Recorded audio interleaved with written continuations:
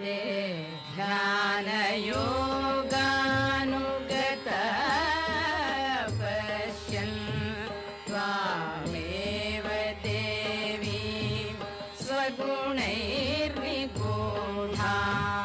ते ध्यानयोगानुगता पश्यन्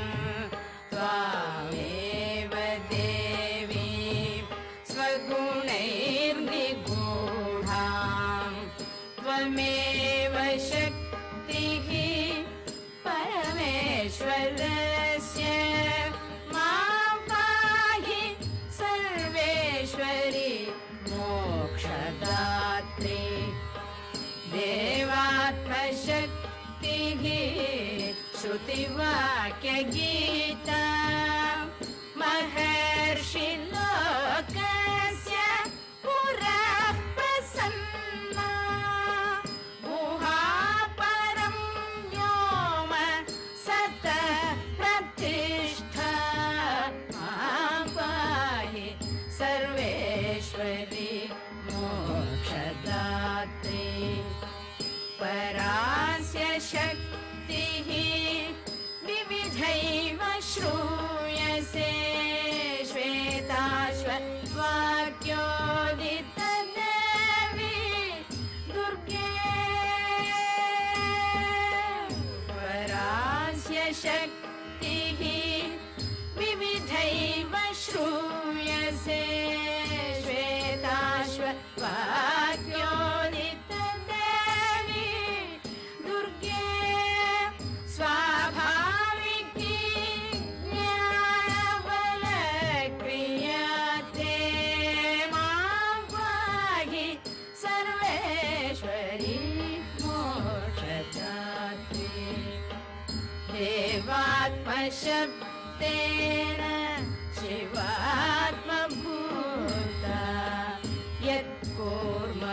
यत्कूर्मवायव्य वचो विवृत्या त्वं पाशविच्छेदकरी प्रसिद्धा मां पाहि सर्वेश्वरि मोक्षदात्री त्वं ब्रह्मपुच्छा विविधा मयूरी ब्रह्मप्रतिष्ठासि उपदिष्टगीता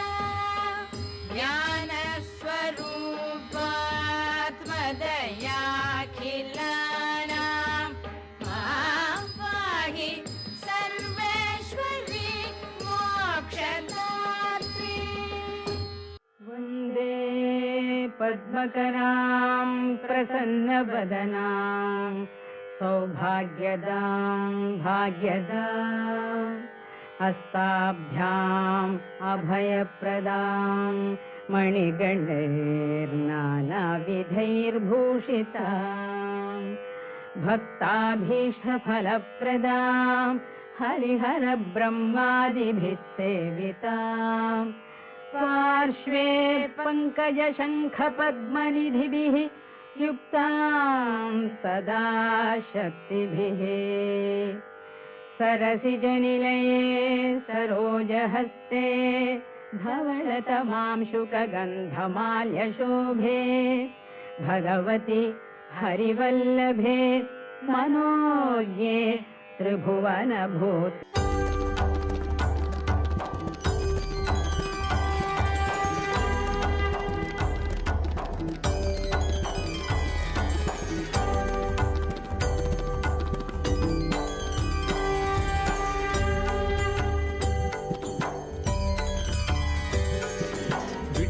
विठ्ठल पांडुरंगा जय हरि विठ्ठल पांडुरंगा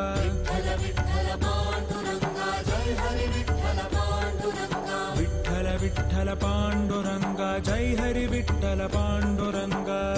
विठ्ठल पांडुरंगा जय हरि विठ्ठल पांडुरंगा विठ्ठल विठ्ठल पांडुरंगा जय हरि विठ्ठल पांडुरंगा विठ्ठल विठ्ठल पांडुरंगा जय हरि विठ्ठल पांडुरंगा विठ्ठल विठ्ठल पांडुरंगा जय हरि विठ्ठल पांडुरंगा विठ्ठल विठ्ठल पांडुरंगा जय हरि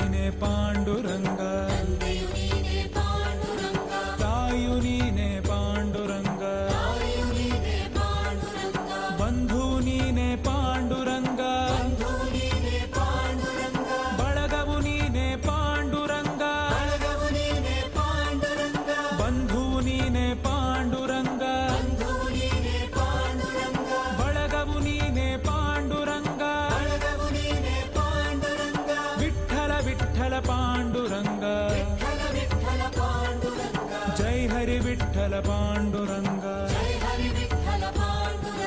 विठ्ठल विठ्ठल पाण्डुरङ्ग जय हरि विठ्ठल पाण्डुरङ्ग जय हरि विठ्ठल पाण्डुरङ्ग जय हरि विठ्ठल पाण्डुरङ्ग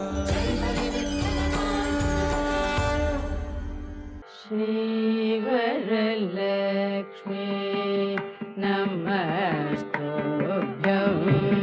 वसुप्रदे श्रीवरलक्ष्मी नमस्तुभ्यं